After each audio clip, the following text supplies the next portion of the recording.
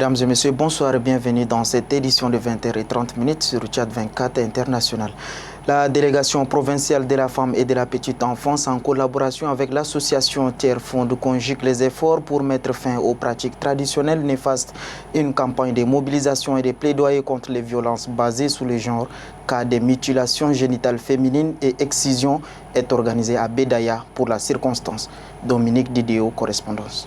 À l'heure où la recrudescence des pratiques traditionnelles néfastes bat son plein dans certaines contrées de la province du Mandoul, la lutte contre les mutilations génitales féminines et l'excision était au cœur d'une campagne de mobilisation et de plaidoyer contre les violences basées sur le genre organisée à Bédaya. Initiée par la délégation provinciale de la femme et de la protection de l'enfance, en collaboration avec l'association Tiers-Fonds, cette campagne vise à renforcer la sensibilisation des communautés sur les conséquences néfastes des mutilations génitales féminines et à promouvoir l'abandon de ces pratiques. À travers cette initiative, les organisateurs entendent mobiliser les leaders communautaires, les femmes, les jeunes et l'ensemble de la population afin de contribuer à la prévention et à l'élimination des violences basées sur le genre, notamment les mutilations génitales féminines et l'excision. Le représentant de Tiers-Fonds, Mbaïté Semaïro, lors de cette campagne, rappelle que ces pratiques sont très répandues et que la mobilisation de la communauté est une clé pour faire face à cette dangereuse pratique. Notre objectif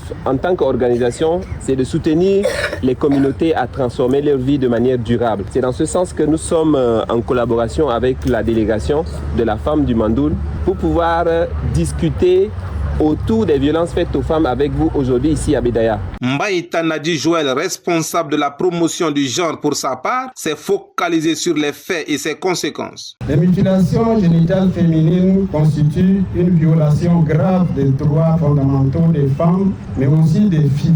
Elles portent atteinte à leur intégrité physique, à leur santé, leur dignité et leur avenir. Lançant officiellement la campagne, le sous-préfet Dimasrang Guetabé déclare que la lutte contre les VBG est une priorité pour le gouvernement. C'est pourquoi plusieurs textes et lois sont pris pour condamner ces pratiques. Des causeries, débats et sensibilisations de masse sont organisés pour amener la communauté à comprendre les risques de la pratique et à l'abandonner. On reste toujours dans le Mandoul où le conseil provincial a exprimé sa solidarité aux personnes vulnérables. Il a offert des vivres afin de soulager un tant soit peu leur situation alimentaire. Dominique Didéo, une fois de plus. L'assistance sociale fait partie des priorités du conseil provincial du Mandoul. C'est pourquoi il a fait un don de vivres destinés aux personnes vivant avec un handicap et aux personnes vulnérables.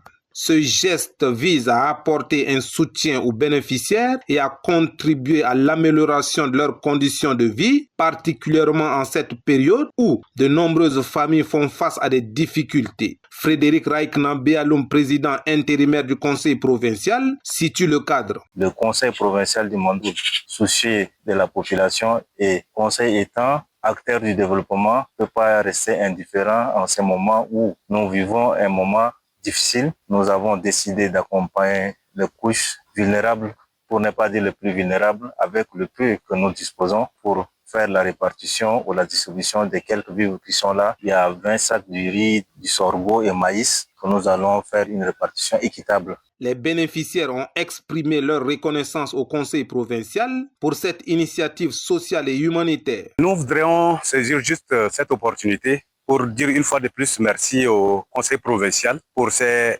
actions une fois répétées à l'endroit des personnes vivant avec handicap et surtout à l'endroit des couches vulnérables. Je crois que ça témoigne une fois de plus le sens de l'inclusivité du conseil provincial que nous tenons à remercier ici et demander une fois de plus à Dieu de donner la force et le courage aux responsables du conseil provincial de continuer à avoir une vision plus large pour la province du Mandoul, surtout en cette période difficile. Ce geste du conseil provincial du Mandoul est la preuve de son engagement à rester aux côtés des personnes vulnérables et à promouvoir la solidarité, l'inclusion sociale et la dignité de tous. Et puis cette actualité en bref, les autorités sanitaires continuent d'intensifier les actions de lutte contre l'épidémie de choléra. Face à la propagation, le district sanitaire de N'Djamena Sud a lancé une campagne de vaccination à la maison d'arrêt de Klessoum. L'équipe sanitaire insiste sur le respect des mesures d'hygiène pour briser la chaîne de transmission de la maladie. À N'Djamena, la fabrication artisanale des marmites constitue une activité génératrice de revenus pour de nombreuses personnes. Réalisée à partir d'aluminium recyclé, elle répond à une forte demande des ménages. Mais derrière cette production se cachent des conditions de travail difficiles marquées par une exposition permanente à la chaleur, au métal, en fusion et à l'absence d'équipement de protection. Reportage Mahashta Mohamed Kalbassou. Au quartier Amrguébé, dans le 5e arrondissement d'N'Djamena, Saleh Mamad exerce ce métier depuis 1999. Propriétaire d'un atelier de fabrication de marmites, il a confié la production à ses employés depuis 2021, afin de se consacrer à la supervision des activités. Dans cet atelier, les matières premières proviennent principalement de vieilles marmites rapportées par les clients, auxquelles s'ajoute de l'aluminium acheté sur le marché. Après avoir été trié et fondu à très haute température, le métal liquide est ensuite versé dans les moules pour donner forme aux futures marmites. Selon le propriétaire, l'atelier produit quotidiennement entre 100 et 100 quelques marmites par jour. Une production importante qui permet de répondre à la demande du marché local. 100 quelques par jour quand on fabrique. Ça varie comme ça. Ici, on travaille là sur le feu. Sur le feu. Si quelqu'un qui n'a pas d'expérience, ça là, il va trouver des blessures et puis l'autre là seulement. Mais derrière cette activité se trouve une réalité beaucoup plus préoccupante. Les ouvriers travaillent au contact direct du feu et du métal en fusion, souvent sans équipement de protection adapté, ce qui risque de les exposer, selon Dr Baimbang No Archip, à plusieurs problèmes de santé. Les travailleurs au niveau, lorsque le fabricant ou bien l'artisan est en contact avec l'aluminium en fusion, ce contact peut créer maintenant des brûlures, que ce soit graves et parfois même profondes. Et parfois même c'est des brûlures qui causent des lésions invalidantes chez la personne. Malgré ces conditions de travail éprouvantes, la fabrication artisanale des marmites demeure une source importante de revenus pour de nombreuses familles et contribue à l'approvisionnement du marché local. Les minibus de transport urbain vieillissants demeurent les principaux moyens de déplacement des milliers d'usagers. Abordables et indispensables, ils assurent chaque jour la mobilité de la population à N'Djamena. Mais derrière ces services essentiels se cachent de nombreuses préoccupations. Véhicules vétustes, pannes fréquentes, surcharge des passagers et risques permanents pour la sécurité. Reportage de Atorongi Marinuel. À l'heure où la ville s'éveille, les minibus vétustes envahissent les grandes artères de N'Djamena. Des quartiers périphériques au centre-ville, ils transportent chaque jour travailleurs, élèves, étudiants et commerçants. Pour beaucoup, ils représentent la seule alternative de déplacement à un coût abordable. Mais cette nécessité s'accompagne de nombreuses difficultés. Carrosserie usée, moteurs fatigués, sièges détériorés, portes qui ferment mal. L'état de plusieurs véhicules suscite l'inquiétude. À cela s'ajoutent les surcharges, les pannes fréquentes et, dans certains cas, le non-respect des règles élémentaires de sécurité. Pour les minibus qui sont un peu vieux là, c'est pas bien pour le capitaine. Ce que nous voyons de bus, n'est-ce pas, qui sont dans le mauvais état et qui contribuent, n'est-ce pas, à une vie catastrophique, n'est-ce pas, de la population. Des fois, ça blesse et ça risque même de prendre le feu même. Dans cette situation, de nombreux passagers disent se déplacer avec appréhension. Ils réclament un renouvellement du parc automobile et un meilleur contrôle technique afin de garantir des transports plus sûrs. «